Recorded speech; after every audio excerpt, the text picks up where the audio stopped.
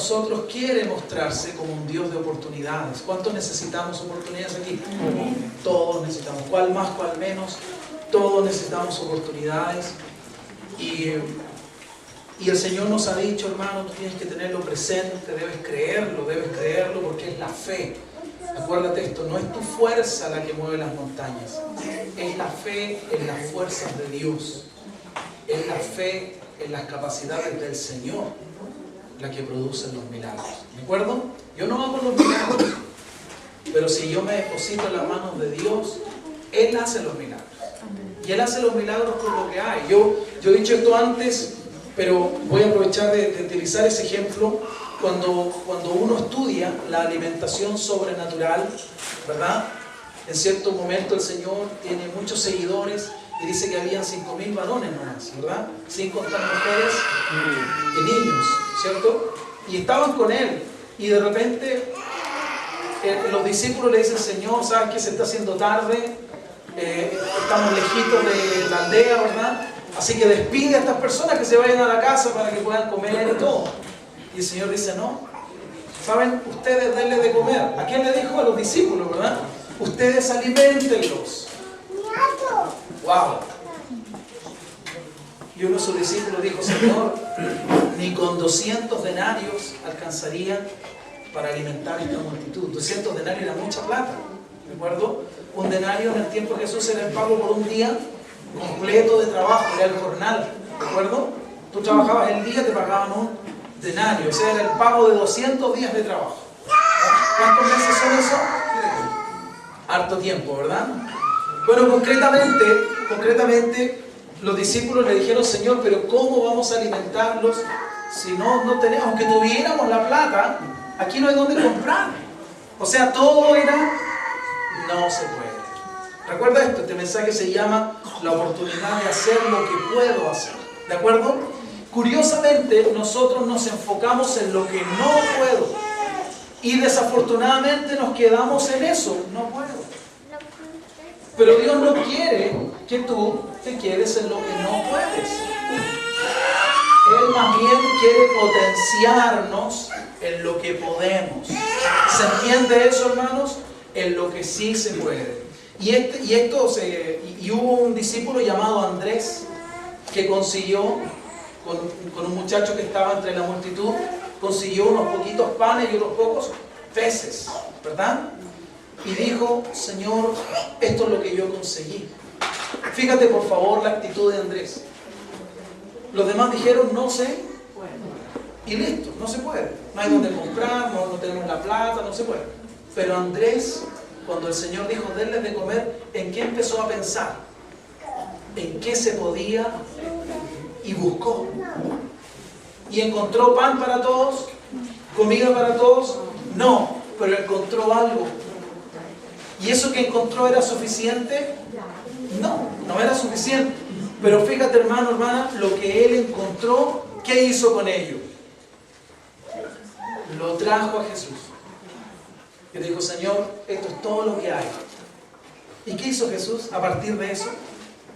Dime, ¿qué hizo Jesús a partir de eso? Si tú quieres ver un milagro, Él hizo un milagro. En otra ocasión el milagro fue sanar a alguien, fue resucitar a alguien, fue darle la vista a alguien. En este caso el milagro fue multiplicar, ¿verdad? Y poder darle a todos. Si tú, hermano, quieres ver un milagro nunca ocurre en seco. Escúchame lo que te voy a decir hoy día, yo ruego al Señor que Dios te abra los ojos. Porque nosotros venimos, Dios, haz el milagro. Y Dios dice, ¿tú qué estás haciendo?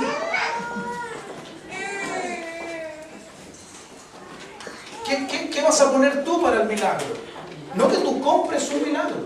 Entiéndalo bien, por favor. Esto no tiene nada que ver con dinero. Pero no que tú compres un milagro. Pero Jesús no hizo caer los panes y los peces del cielo. Él tomó lo poco que había y eso lo bendijo y lo multiplicó. Nosotros muchas veces decimos, Dios, yo no puedo, que no tengo tiempo, no tengo. Sobre la base de la nada no ocurren milagros.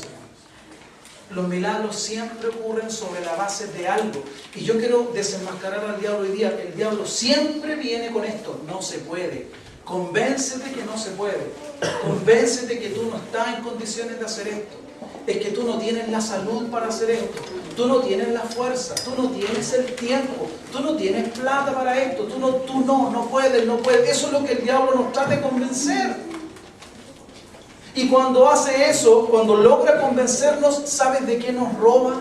Nos roba de la semilla que produce el milagro.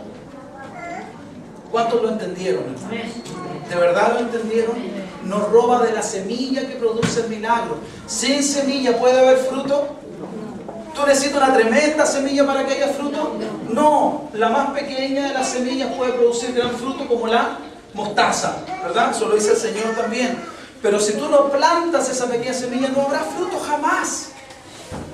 ¿Me dejo entender? No hay milagro donde no hay semilla. Y el diablo siempre nos mete, no se puede, no alcanza, no hay tiempo, nos roba la semilla. Por lo tanto, no hay fruto. ¿Cuántos están entendiendo lo que yo estoy diciendo, hermano? Entiéndalo. ¿Por qué? Porque así es como Satanás, y Satanás es un ladrón. Satanás es un ladrón. Y al que siembra, ¿qué es lo que ha dicho la Biblia? Cosecha. Eso está tan metido en la Escritura, hermano. Yo no sé por qué no lo entendemos. Nosotros de verdad queremos que Dios haga milagros muy milagrosos. O sea, que Él haga todo sobre la base de nada. Y eso no ocurre, Dios no lo hace. Porque Dios no fomenta la flojera.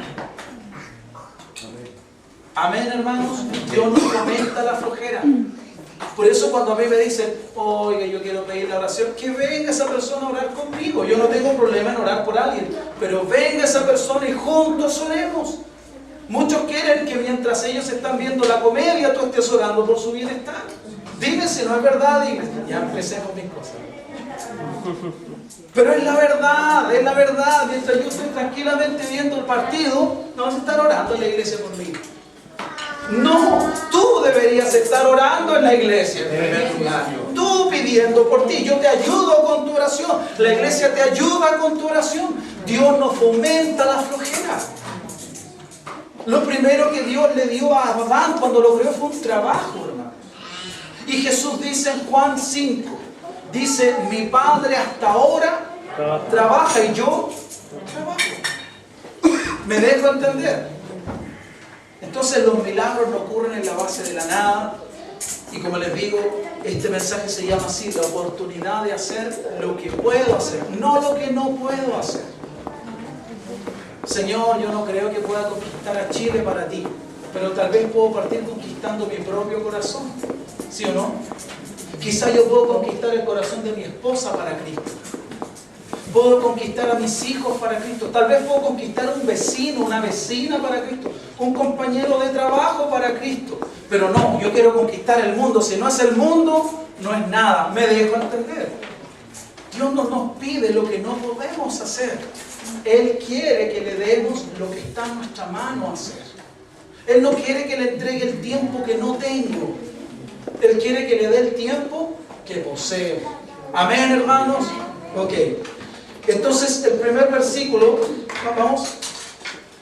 El primer versículo que yo había compartido, no está acá. Proyéctalo nomás, hermano. El primer versículo que yo compartí la semana pasada fue Santiago 4. No miren ahí, lo vamos a dejar ahí ese. Santiago 4 y Santiago 4:17 dice así. Dice, y al que sabe hacer lo bueno y no lo hace, le es. Mira qué interesante es eso, hermano. Fíjate que el Señor dice que si tú o yo sabemos hacer aquello que es bueno y no lo hacemos, estamos estamos faltando, estamos fallando. ¿Sí o no? Que en nuestra mente está metido este pensamiento: matar es malo, robar es malo, asesinar es malo, violar a alguien es malo, mentir es malo, ¿verdad? Para nosotros lo malo está siempre restringido a las malas acciones, ¿verdad? Eso es para nosotros el pecado. Pero Dios hila más fino con nosotros. Y Dios dice, los pecados no son solamente matar, robar, adulterar, etc. Si tú puedes hacer lo bueno, si tú sabes cómo hacer lo bueno y te rehusas a hacerlo, ¿qué estoy haciendo? Estás pecando, Gabriel. ¿Cuántos pecadores sabemos aquí en ese sentido? ¿Me dejo entender? ¿Te das cuenta que Dios siempre la vara la va poniendo más arriba? Ahora, ¿por qué? Porque Él es Padre. Si tú tienes un hijo que tiene capacidades, ¿tú no le exiges más? ¿Le exigen más o no? Si tu hijo o tu hija es inteligente, ¿le exigen más? ¿Y por qué le exigen más? ¿Porque eres malo? No, porque tú como papá deseas que tu hijo desarrolle todo ese potencial, toda esa capacidad para beneficio tuyo, para el beneficio de sí mismo. Amén. Dios es papá y Dios ve que en ti, que en mí, que en nosotros hay un potencial. Entonces Él nos va poniendo la vara un poco más arriba, nos va desafiando. Y el desafío para nosotros, hermanos, los cristianos, no es que no hagamos lo malo. Eso se supone que ya está más que sabido. El desafío es, ten cuidado de pecar no haciendo lo bueno que puedes hacer y que sabes hacer. Yo creo que ahí está el problema. ¿Me permiten ser súper franco? Yo creo que ese es el gran problema de esta iglesia. Sí, perdónenme que sea tan honesto, pero ese es el gran problema nuestro. Esta iglesia no destaca porque aquí la gente es peladora, caguinera, y los hermanos tienen chile, hay lugares donde es insoportable, ¿verdad? En realidad, afuera dice iglesia de Dios, pero adentro es el reino del diablo realmente. ¿Es así o no es así? Desafortunadamente, tiene el nombre, pero adentro el Señor no está ni muy cerca. Pero en esta congregación, gracias a Dios, no es así. Pero Dios sabe que nosotros somos gente de gran potencial en Él. Él lo sabe o no lo sabe. ¿Acaso Él no sabe todas las cosas? Y Él lo que desea, hermanos, es llevarnos adelante para que ese potencial que Él puso en nosotros para su gloria, nosotros podamos ocuparlo. Ahí está el desafío. O sea, Dios sabe que yo puedo ser un mejor marido. No basta con que yo no le pegue a mi mujer. Yo puedo ser un mejor marido de lo que soy. ¿Me dejo entender? Tú puedes ser una mejor mamá, una mejor esposa de lo que eres. ¿Ah? No basta con que no engañes a tu marido. Bueno, otras mujeres engañan, andan con el vecino. Yo no lo engaño. No, eso ni hablar. Dios dice, eso no es ni tema de conversación. Tú puedes ser una mejor esposa. Tú puedes ser un mejor marido. Puedes ser un mejor papá.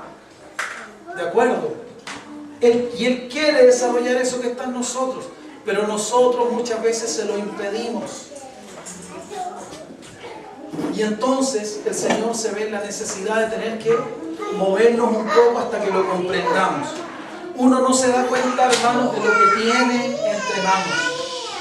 Uno no se da cuenta. No se da cuenta de las bendiciones que tiene en las manos, de lo que Dios le entrega.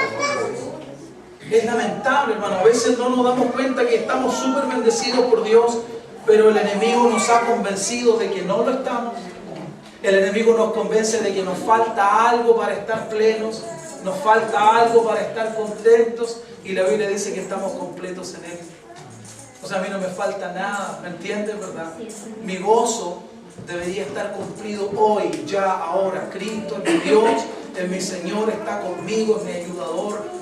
Mi gozo debería estar cumplido en Él. Estoy completo. ¿Me puede faltar algo si Cristo está conmigo?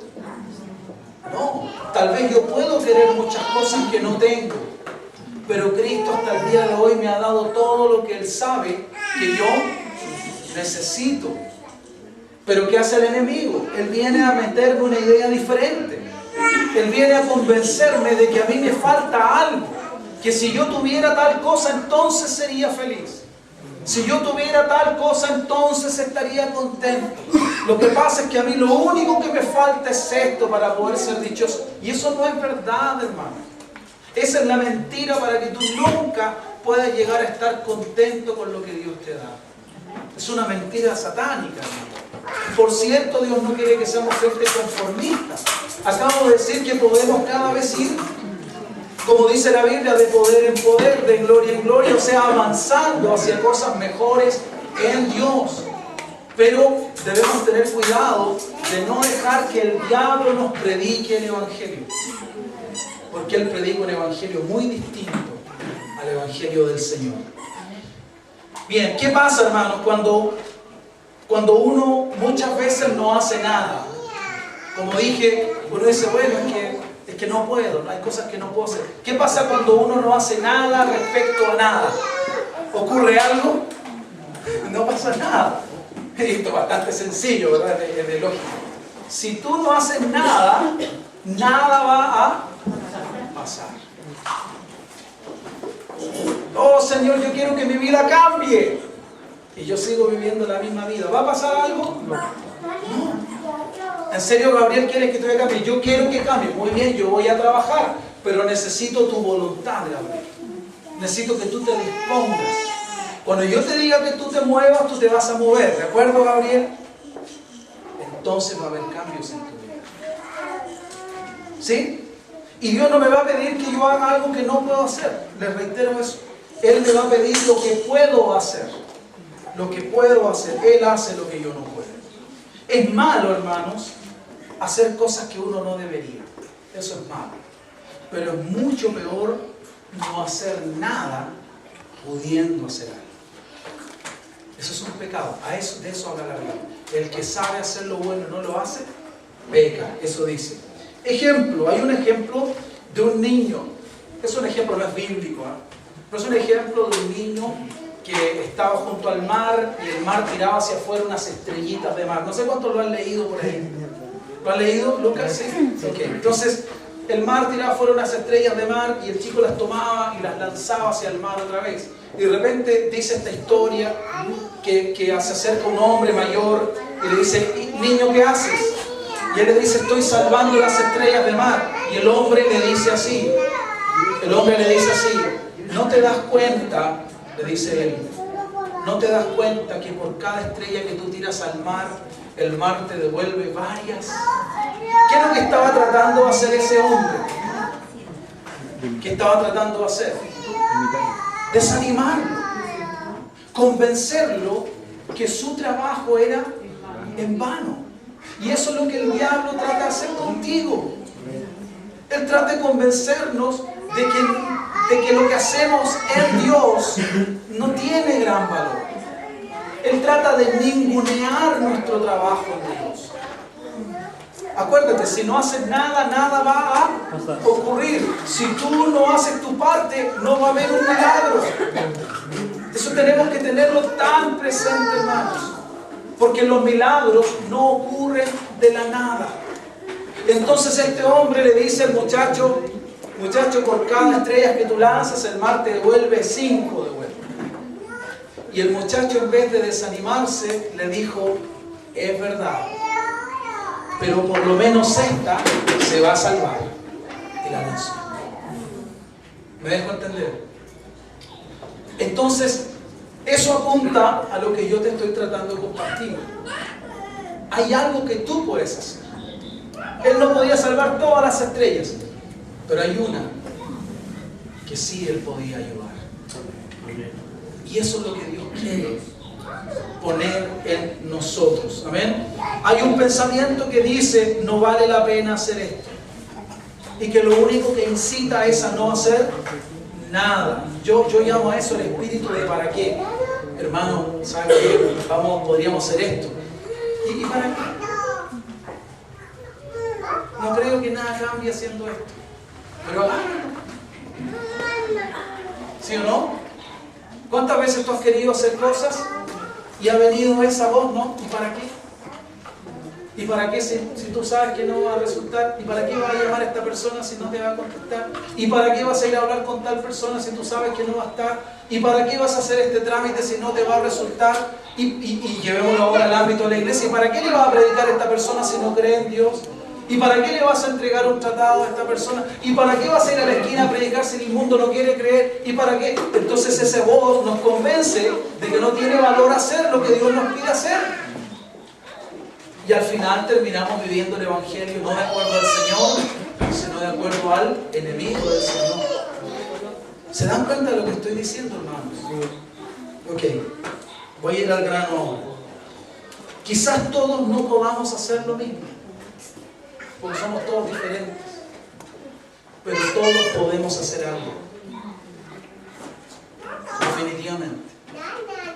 Quizás no todos somos predicadores, pero todos podemos hacer algo en el Señor.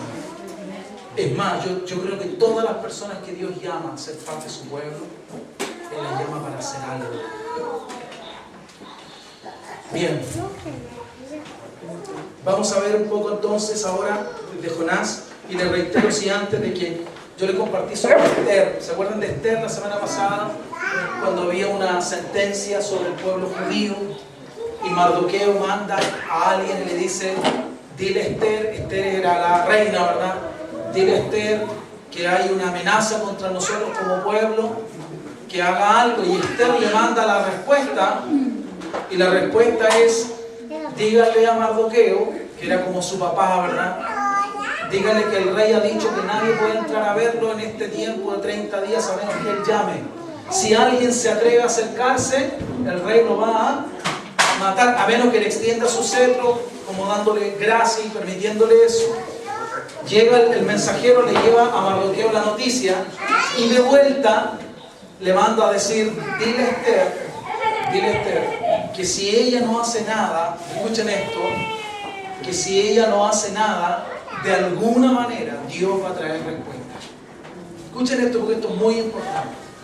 Está en el centro del corazón de este mensaje.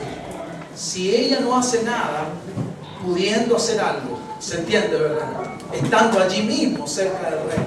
Si ella no hace nada por el pueblo, Dios va a levantar a alguien que sí. De alguna manera Dios va a libertar al pueblo. Pero díganle a Esther dos cosas. Primero, que ella no se va a librar del mal. Y segundo, díganle que tal vez para esto fue que Dios la llevó allí. ¿Se entiende? ¿Y Esther qué le respondió? Díganle a Mardoqueo que ¿qué? Que ayunen, que se junten, que se congreguen y que pidan por mí. Yo y también las mujeres que están conmigo vamos a ayunar por 3 días y nos vamos a consagrar, y yo voy a ir a ver al rey, y si me tengo que morir, que me muera. O sea, Esther entendió el mensaje, entendió que tal vez no dependía exclusivamente de ella que las cosas cambiaran, pero entendió que ella podía y tenía que hacer algo si es que quería que las cosas cambiaran. ¿Se entiende, verdad? Eso fue lo que ocurrió con ella, y no voy a detallar eso, porque quiero que veamos lo que dice Jonás. Jonás 1 dice así, ahora sí, hermano. Vino palabra de Jehová a Jonás, hijo de Amitai, diciendo: levántate y ve a Nínive. Esta palabra venía ¿de quién? De Dios. Dios le habló a Jonás: levántate y ve a Nínive, aquella gran ciudad, y pregona contra ella, porque ha subido su maldad delante de mí. Esto es interesante, ¿eh? El Señor le dijo: pregona en ella. Le dijo: pregona contra ella. Esto apunta a un aspecto interesante de la obra del ministerio.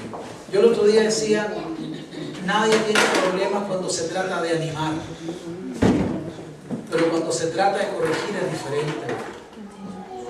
Cuando tú vas a alguien y le dices: oh hermanito, yo lo único que quería es desearte bendiciones, ten un buen día, mira, Dios te ama, ¿qué es lo que estás planeando? Y te sale con cualquier tontera: mira, Dios te va a bendecir en eso, el Señor, te va a dar asiento por uno de lo que tú planeaste y te va a ir súper bien.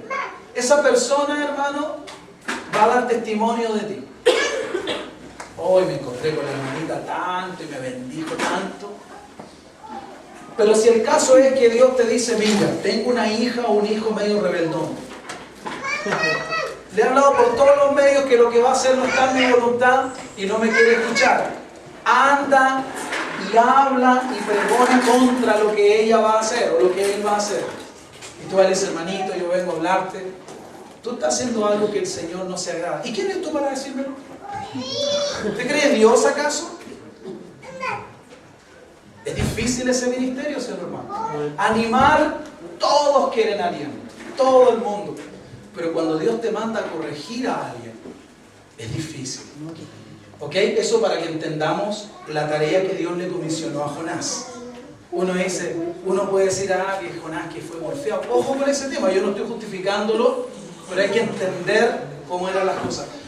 Dice aquella gran ciudad y pregona contra ella porque ha subido su maldad delante de mí. Y Jonás se levantó para huir de la presencia de Jehová a Tarsis, y descendió a Jope y halló una nave que partía para Tarsis, y pagando su pasaje, él era porfiado pero honrado, y pagando su pasaje entró en ella para irse con ellos a Tarsis, lejos de la presencia de Jehová. Yo te pregunto algo, ¿él se alejó de la voluntad de Dios por casualidad? No, él conscientemente fue en la dirección opuesta. Pero Jehová hizo levantar un gran viento en el mar, y hubo en el mar una tempestad tan grande que se pensó que se partiría la nave.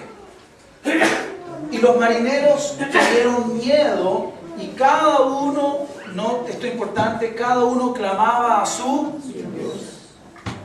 Qué antiguo es el politeísmo, ¿verdad? El hombre necesita un Dios.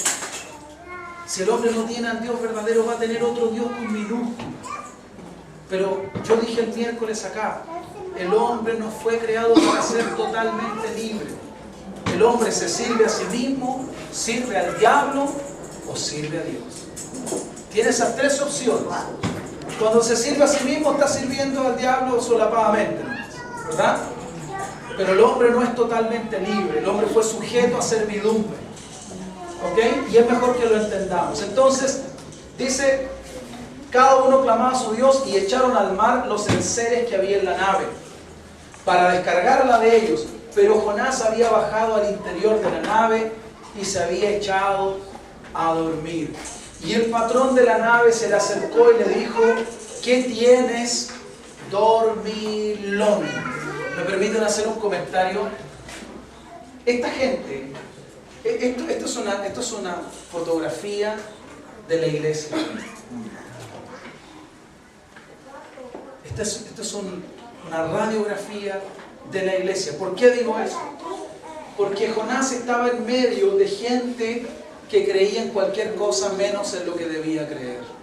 Cada uno clamaba a su Dios. Y mientras la gente tenía miedo, mientras las tormentas de la vida golpeaban, amenazando con que la gente iba a morir, el hombre de Dios, aquel que sabía quién era Dios, aquel que conocía la voluntad de Dios, ¿sabe lo que estaba haciendo? ¿Cuántos cristianos están durmiendo? Mientras que el mundo tiene miedo, mientras que el mundo busca diferentes dioses con minúscula porque tiene miedo, la iglesia, o gran parte de ella, duerme espiritualmente. Amén. Duerme espiritualmente. Ese es un paréntesis. Se echó a dormir y el patrón de la nave se le acercó y le dijo, ¿qué tienes, dormilón? Levántate y clama ¿a quién? Quizá Él tendrá compasión de nosotros y no pereceremos. Al mundo le sirve cualquier micro, hermano.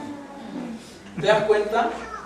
Pero aquí Jonás tenía una gran oportunidad de demostrarle a ese mundo que hay un Dios verdadero, que oye la oración y que responde la oración.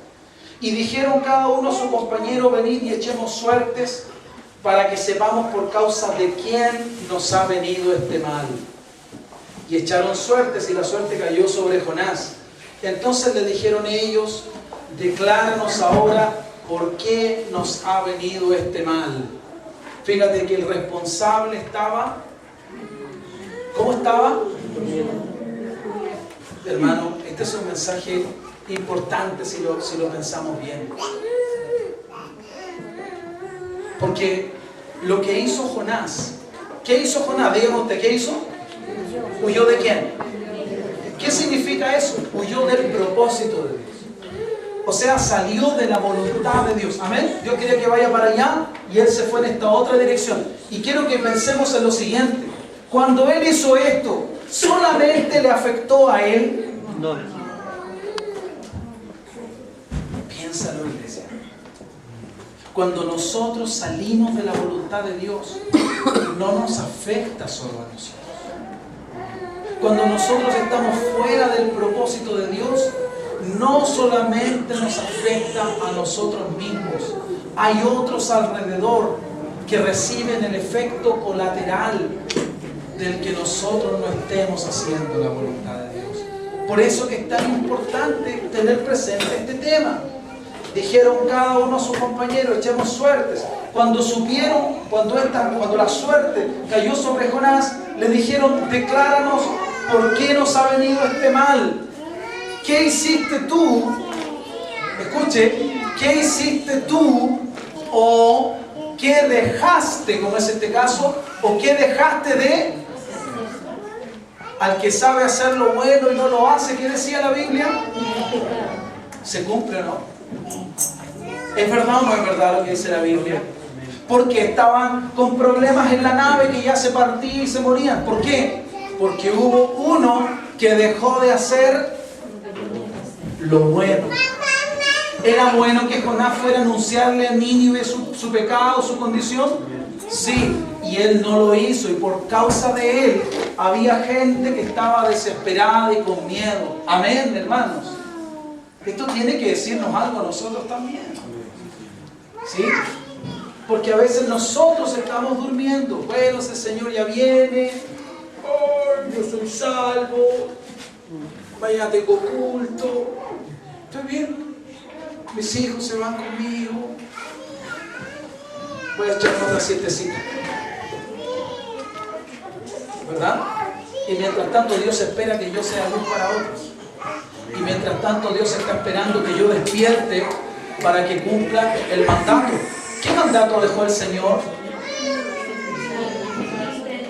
¿Cuál fue el mandato? Vayan y prediquen. Y no me respondan a mí, pero ¿estamos cumpliendo el mandato? Nosotros entendemos el mandato así: si alguien viene, yo le voy a predicar. Así lo entendemos nosotros. Señor, si viene alguien, yo le predico. Y el Señor no dice, espera que venga alguien para que le predique. Dice, tú anda, tú predica. Bien, entonces le dijeron, decláranos, ¿qué oficio tienes y de dónde vienes? ¿Cuál es tu tierra y de qué pueblo? Y él le respondió, soy hebreo y temo a Jehová. ¿Ellos temían a Jehová? No, ellos tenían cada uno su Dios. Temo a Jehová, Dios de los cielos, que hizo el mar y la tierra. Y aquellos hombres temieron sobremanera y le dijeron, ¿por qué has hecho esto? Qué terrible es cuando el mundo le dice a un cristiano, ¿cómo tú como cristiano podías hacer esto? Eso es cuando la luz deja de ser luz.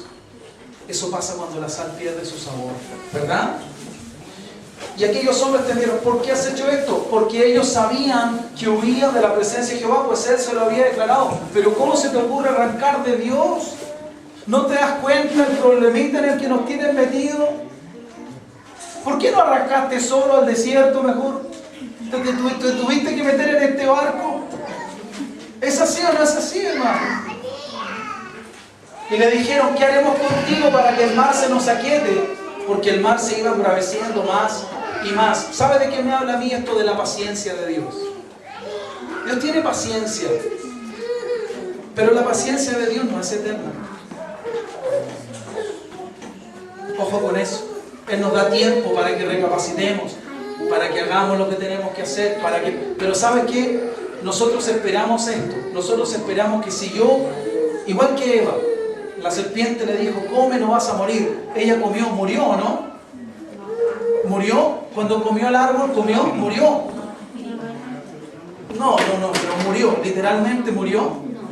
Si la Biblia no dice morirás espiritualmente, no dice así. Dice el día que comas de este árbol ciertamente morirás. No dice la Biblia morirás en el acto. Vas a morir 5 minutos después o 10 minutos después, porque no tenían ni reloj para saber. El Señor le dijo, si comes vas a morir. Le dijo, ¿verdad? ¿Se cumplió la palabra de Dios? Sí, murieron. Siempre se cumple. No murieron en el minuto, no murieron en el acto. Pero fíjate que los seres humanos somos así, hermano. Somos así, lamentablemente. Dios dijo que si yo comía de esto, moría. No me duele ni el estómago. ¿Sabes qué? No era verdad. ¿O no es así? No era verdad entonces. O sea, Dios, una de dos, o se equivocó o mintió. Me quería meter susto nomás. No, si hay pastores que le meten miedo a la gente, que si no se congregan, que si no van a la iglesia, que si no leen la Biblia, que si no diezman, que si no hacen lo que Dios les pide, les va a pasar algo. Esos predicadores lo único que hacen es meterle miedo a la gente. No, Señor, lo que esos predicadores hacen es transmitirte a ti lo que Dios dice. Y el que Dios no venga y te parta la mitad ahora, no quiere decir que Él está feliz de la vida viendo como nosotros no hacemos lo que Él nos ha mandado a hacer. Entiéndalo por el ejemplo de Jonás. ¿Por qué hiciste esto? ¿Por qué nos involucraste a nosotros en esto? Cuando nosotros cometemos errores, hermanos, no solo nos dañamos a nosotros mismos. ¿Qué haremos contigo? Él le respondió, tómenme, échenme al mar, y el mar se quitará, porque yo sé que por mi causa ha venido esta gran tempestad sobre vosotros. ¿Lo tenía claro o no, Jonás?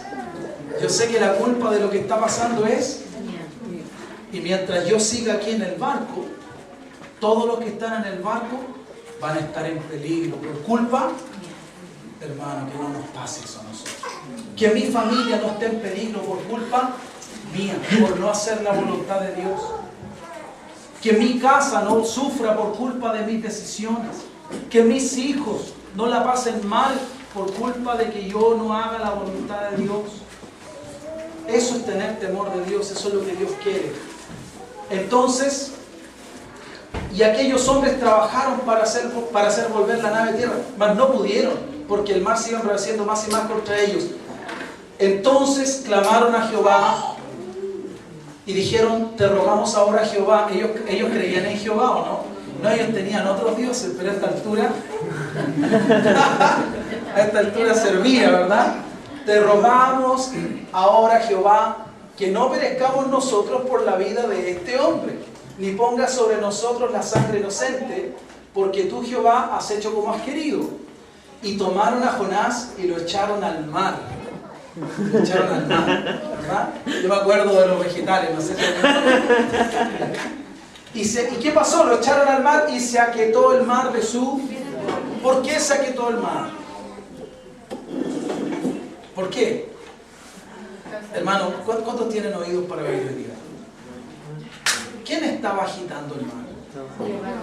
Dios. Dios estaba, escúchelo por favor, escúchelo, hermano, escúchelo, se lo ruego. Dios estaba diciendo, saquen a Jonás de ese barco. Ustedes sacan al hombre de ese lugar donde no debe estar. Él debería estar haciendo lo que yo le mandé. Y mientras él esté en el lugar equivocado, yo voy a agitar ese barco.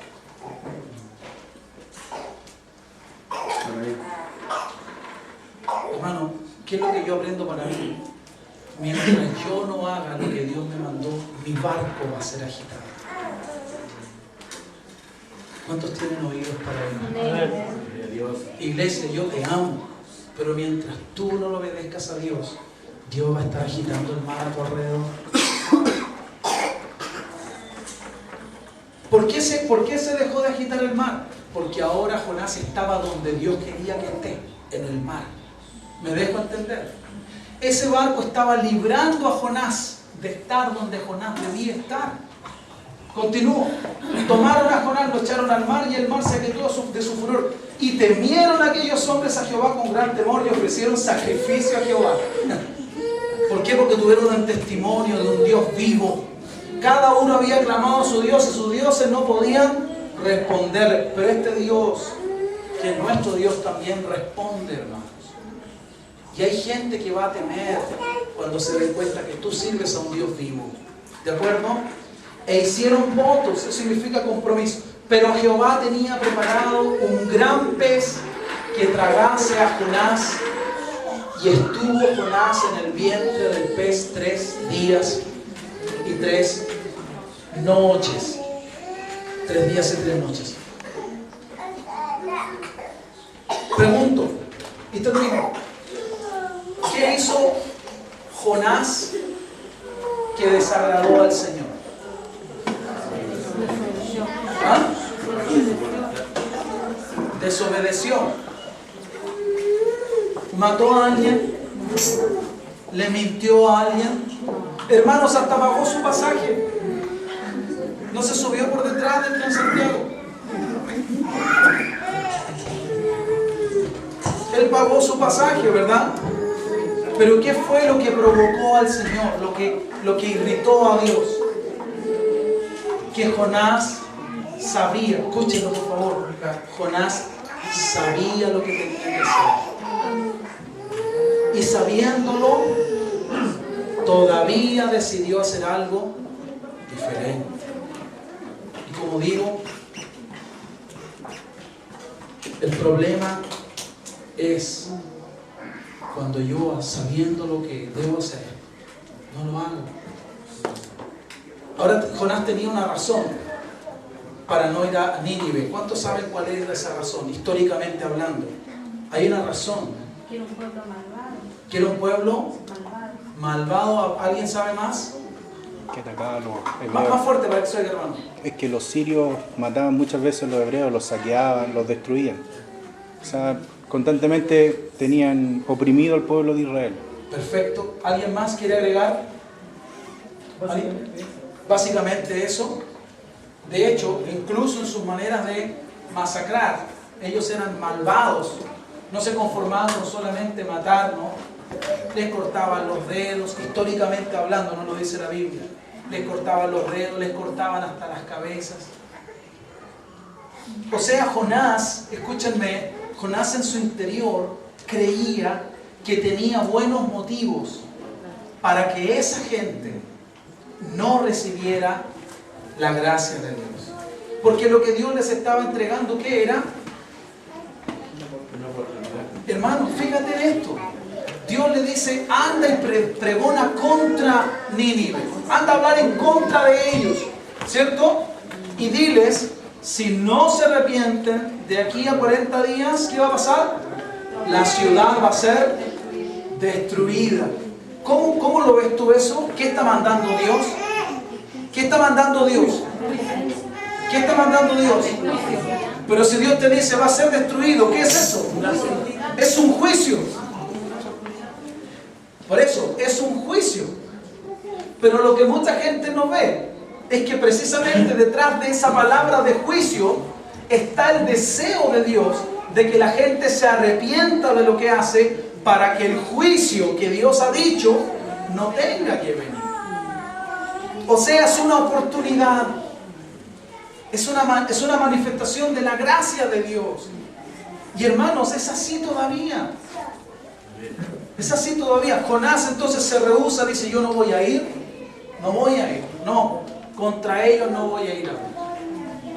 No, y al final, si tú lees el libro, Jonás es cortito, dice que Jonás se molestó, ¿verdad? Dice, yo sabía, le dice Jonás, yo sabía que al final tú les ibas a dar una oportunidad. ¿Cierto? O sea, en el fondo, el profeta quería el juicio, ¿verdad? Quería que el Señor por fin tal vez vengara a su pueblo. Pero a nosotros, escuchen esto, no depende de nosotros. No somos nosotros los llamados a que Dios traiga juicio sobre alguien. Hay que tener mucho cuidado sobre eso, hermanos. Tú puedes pedirle a Dios que Dios te haga justicia, pero que Él mande su juicio sobre alguien no depende de ti. No es asunto tuyo. Él es el juez, no yo. Y mucha gente se confunde en esto. Entonces, cuando leen no juzgue para que no sea juzgado, ¿cierto? Dice, no hay que decir nada. Eso no es verdad. Jesucristo no dijo que yo no podía decirle a una persona, tú estás mal. Al contrario, yo tengo la responsabilidad de decirle a una persona cuando está mal.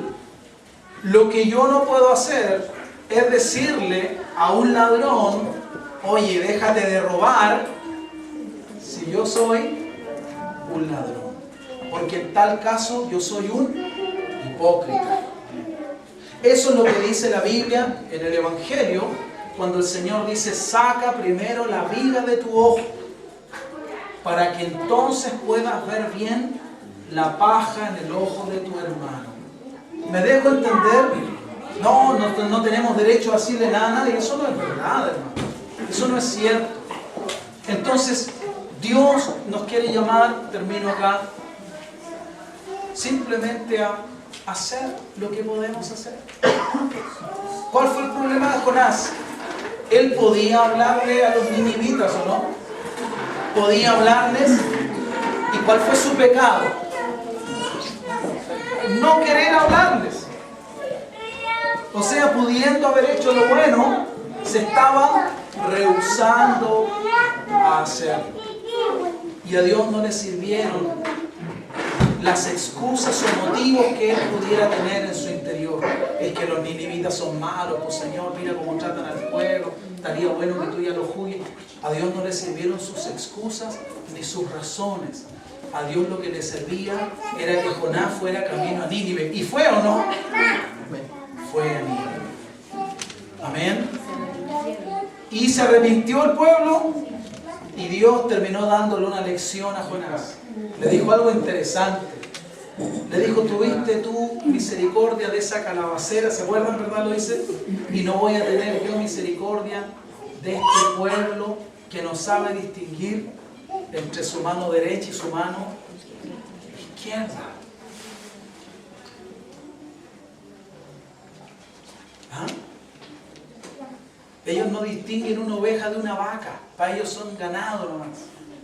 Son animales. Son cuadrúpedos. ¿Me entiendes, verdad? Dios le estaba diciendo que ellos no tienen el refinado discernimiento o comprensión que tú tienes del mal. Y eso es algo verdadero también para nosotros, hermanos. La gente no ve el mal de ciertas cosas como nosotros las vemos. Tú te sientas a ver tele con alguien y a los 2 minutos tú ya no necesitas ver nada más. Y la persona está, oh, qué buena, mira la sangre, como colgado, lo partieron en la mitad. ¿Sí o no? Mira, esta es la parte de miedo, que le va a aparecer el monstruo y el fantasma y la gente está feliz, se pone sus papitas, sus cosas, felices no viendo eso. Y resulta que tú, que tienes al Espíritu de Dios dentro, el Espíritu está contristado si tú estás ahí. Porque nosotros hemos recibido por la gracia del Señor una comprensión diferente de lo que es la maldad. ¿De acuerdo? Al que sabe hacer lo bueno no lo hace. El Señor lo dice. Y hay muchas cosas buenas que nosotros no hemos hecho y que sabemos que deberíamos hacer, ¿sí o no? Que Dios nos ayude a hacerlas. ¿Sí? Vamos a orar, hermanos. Pónganse bien, por favor.